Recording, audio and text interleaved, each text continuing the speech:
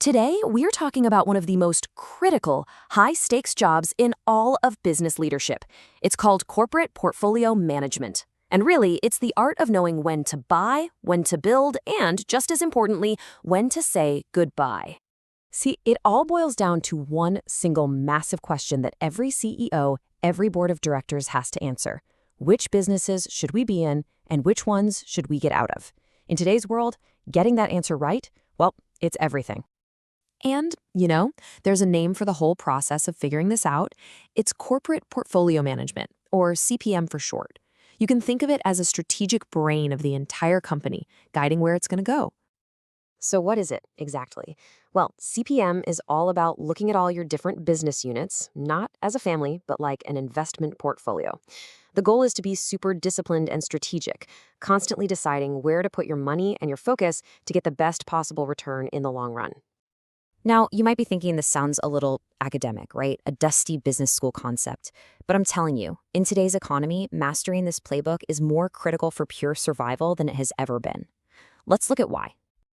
Just look at the sheer speed of change. Back in the 1950s, if you made it onto the Fortune 500 list, you could expect to stay there for about 60 years. Fast forward to today, that lifespan has absolutely plummeted to between 12 and 15 years. The game has just completely changed. And so the consequences of this are crystal clear.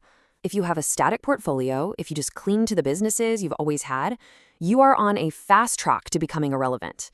But if your portfolio is dynamic, if you're always tweaking, buying, selling, investing, that's how you create a massive competitive advantage. So this whole playbook really comes down to 3 basic moves. That's it. You can invest more in the businesses you have that show real promise, you can acquire a new company to get something you can't build yourself, or you can divest, sell off, the parts that are just holding you back. Pretty much every major corporate decision falls into one of these 3 buckets. Okay, so we know the moves: invest, acquire, divest. But how on earth do leaders actually decide which one to make? That's the billion-dollar question, right? So let's break down how they make that strategic call. All right, let's start with the first one, deciding when to double down, to pour more money and resources into a business you already own. The signals for this are usually pretty clear. You want to invest when the overall market is growing, when your specific business unit already has a leg up on the competition, and when it fits perfectly into where you see the whole company going long term. And here's the absolute key.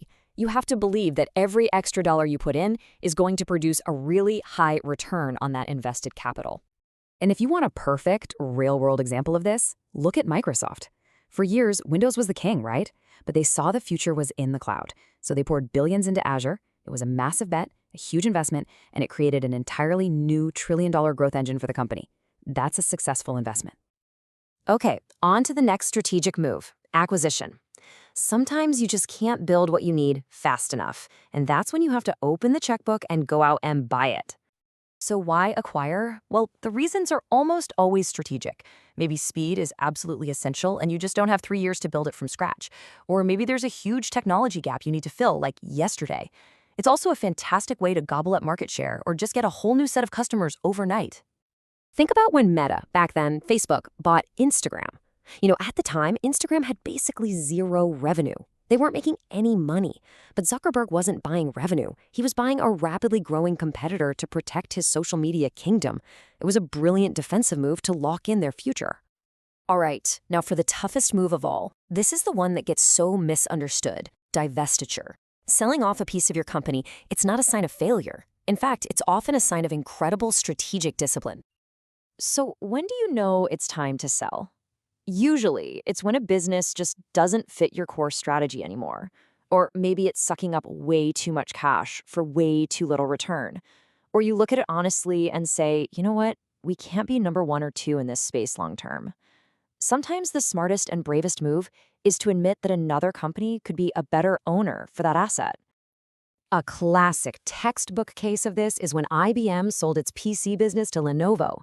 IBM saw that the future wasn't in making low-margin hardware anymore. The real money was going to be in high-value services like AI and cloud consulting. Selling the PC division freed up billions in capital and, just as importantly, freed up their focus to go after the future. It totally reshaped the company. Now, as you can imagine, some companies get this horribly wrong and others get it spectacularly right. So let's look at a tale of two very different companies to see these principles in the real world. First, let's talk about General Electric. At its height, GE was this sprawling, massive empire. And get this, it had over 600 different business units. I mean, they were in everything from jet engines and power plants to TV networks and banking. And what was the result of being stretched that thin? Well, it was a disaster. They completely lost their strategic focus. Their capital was spread thin like butter over too much bread. Innovation slowed to a crawl, and debt just piled up. Trying to be everything to everyone nearly destroyed one of America's most iconic companies. Now, on the flip side, contrast that with Disney. Their story is an absolute masterclass in strategic portfolio management. Each move was deliberate. They bought Pixar, which completely revived their core animation business. Then they bought Marvel and Lucasfilm, creating an intellectual property powerhouse that is just unmatched. And finally, they launched Disney Plus, which was the ultimate move to control their own destiny. It's a beautiful, coherent strategy playing out over 2 decades. So, as we start to bring this all together, what does it really take to be a master of your corporate portfolio? Let's distill this down into the most important takeaways. Okay, here's what you really need to remember. First, the best companies curate their portfolios. They don't just grow randomly. They make tough choices. Second, and I can't say this enough, divesting is discipline, not failing. Third, in this economy, agility isn't just a buzzword, it's a condition for survival. And finally, if you remember nothing else, remember this. Your strategy is not what you say it is, it's where you put your money. Your capital allocation is your strategy, period. I want to leave you with this final thought, which I think just perfectly captures the entire philosophy we've been talking about. True, lasting success, it doesn't come from doing more stuff. It comes from having the clarity and the courage to choose the right things to do. Thanks for tuning in.